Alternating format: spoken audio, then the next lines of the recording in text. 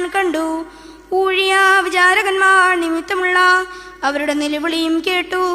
ഞാൻ അവരുടെ സങ്കടങ്ങൾ അറിയുന്നു.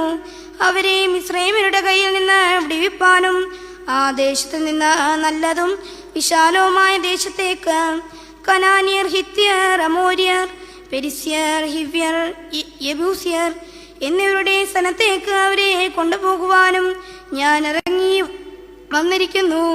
ഇസ്രായേൽ മക്കളുടെ നിലവിളി എൻ്റെ അടുക്കൽ എത്തിയിരിക്കുന്നു. മിസ്രയീമ്യരവരെ ഞെരുക്കുന്ന ഞെരുക്കവും ഞാൻ കണ്ടിരിക്കുന്നു. ആകയാൽ വരിക, നീ എൻ്റെ ജനമായ ഇസ്രായേൽ മക്കളെ മിസ്രയീമിൽ നിന്ന് പുറപ്പെടുവിക്കേണ്ടതിന് ഞാൻ നിന്നെ ഫറവോന്റെ അടുക്കൽ അയക്കും. ബാറക്കുമോർ. ശമൂവേൽ പ്രവാചകന്റെ 1-ാം പുസ്തകത്തിൽ നിന്നും ബാറക്കുമോ.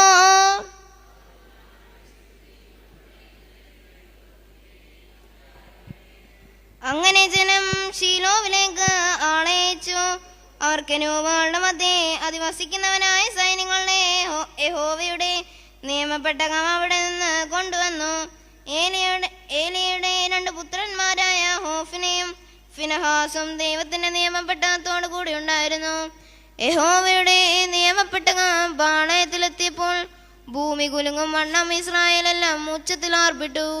ഫെലിസ്ത്യർ ആർപ്പിന്റെ ഒച്ച കേട്ടിട്ട് എബ്രായരുടെ പാളയത്തിൽ ഈ വലിയ ആർപ്പിന്റെ കാരണം എന്തെന്ന് അന്വേഷിച്ചു.